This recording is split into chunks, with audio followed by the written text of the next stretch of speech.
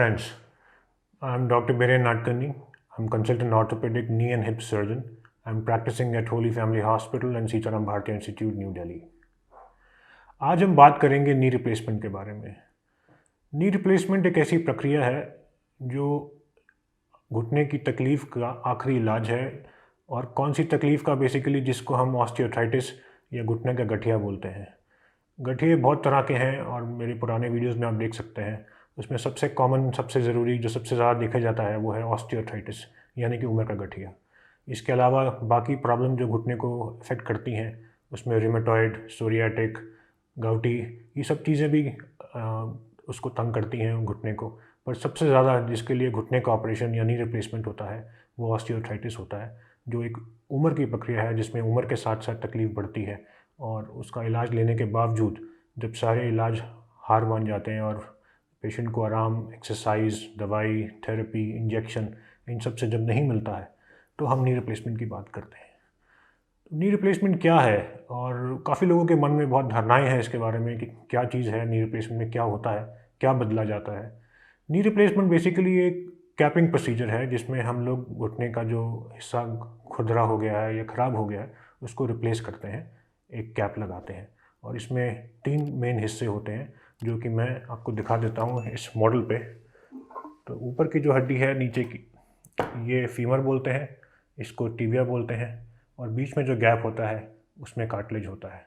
जब इसमें काफ़ी खराबी आ जाती है और आर्थराइटिस हो जाता है तो हम इसमें शेप बना के ऊपर की बोन पे ये ऐसे कैप लग जाती है, नीचे की हड्डी जिसको टिबिया या शिन बोन बोलते हैं उस पर कैप लगती है और बीच में गैप देने के लिए प्लास्टिक लगता है। तो इसको हम नी रिप्लेसमेंट की प्रक्रिया बोलते हैं। बेसिकली ये कैपिंग प्रोसीजर है, जैसे दांत घिस जाता है दांत पे कैप लगाई जाती है, वैसे ही नी रिप्लेसमेंट में कैप लगा के उसका सरफेस को स्मूथ कर दिया जाता है ताकि उस पर जो उसकी वजह से पेन हो रहा है, जो खुरदरापन की वजह से पेन हो रहा है, वो दिक्कत ख़त्म हो जाती है।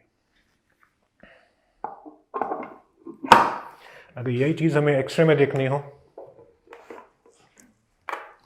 तो वो इसमें साफ़ सुथरा दिख रहा है। ये पेशेंट का एक्सरे है जिसको काफ़ी सीवियर नी ऑस्टियोआर्थराइटिस है। हम देख सकते हैं ऊपर और नीचे की बोन में जो गैप होना चाहिए वो ख़त्म हो गया है, दोनों हड्डियाँ आपस में एकदम से मिल सी गई हैं दोनों घुटने में। ये राइट है, ये लेफ़्ट है, और ऑपरेशन के बाद कुछ ये ऐसा लगता है जिसमें ऊपर की बोन पे कैप लगती है, नीचे की बोन पे कैप लगती है और बीच में प्लास्टिक लगता है, मानो कि हमने इसका गैप वापस बना दिया हो। ये कैप वही होती है जो आपको मैंने मॉडल पे दिखाई थी, वो प्लास्टिक होता है। ये पेशेंट के राइट नी का एक्सरे है जिसमें सामने से एक्सरे है, ये साइड से एक्सरे है।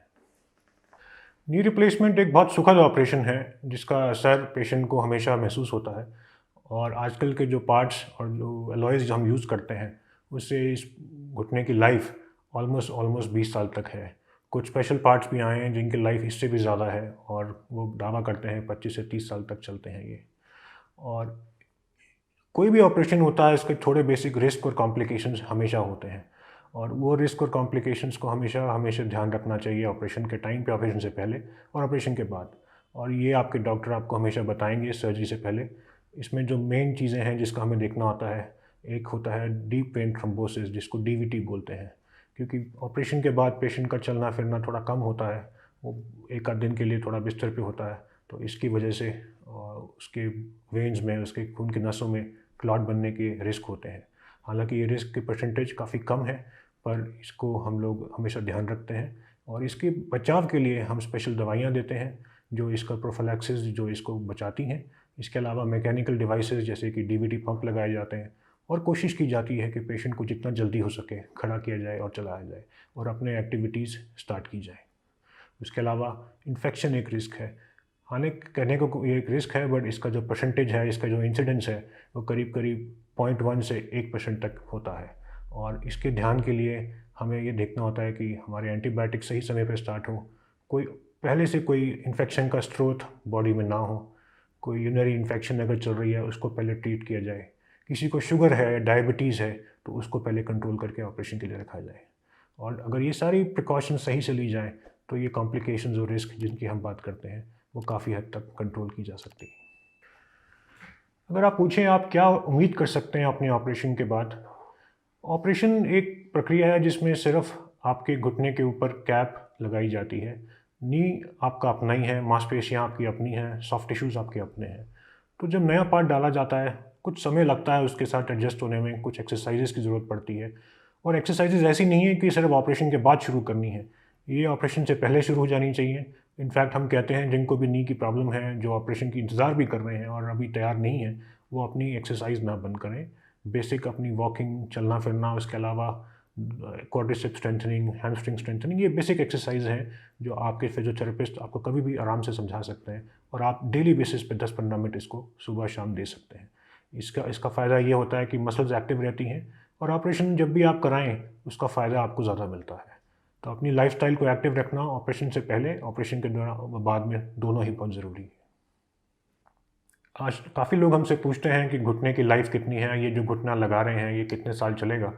और रिसर्च और स्टडीज़ के हिसाब से आजकल जो घुटने मॉडर्न बन रहे हैं, जिनके अंदर जो स्पेशल लॉयज़ यूज़ होते हैं, इनकी life almost as good as 20 साल है और हम उम्मीद करते हैं कि ये घुटने इतने साल ज़रूर निकाल सकें। So I hope you've been able to gather enough information about the procedure of knee replacement, the possible risk and complications, how to prepare for it, and what is the possible longevity of the implant. I hope you like this video, and if you have any queries, any questions, do write to us personally. Thank you.